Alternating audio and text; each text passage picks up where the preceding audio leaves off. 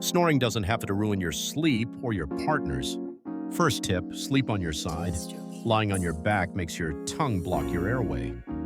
Second, elevate your head. A higher pillow can keep things clear. Next up, avoid heavy meals or booze before bed. Your throat muscles will thank you. And last, keep your nose happy. A quick rinse with saline spray can work wonders. Small tweaks, big difference. Sleep tight, snore less.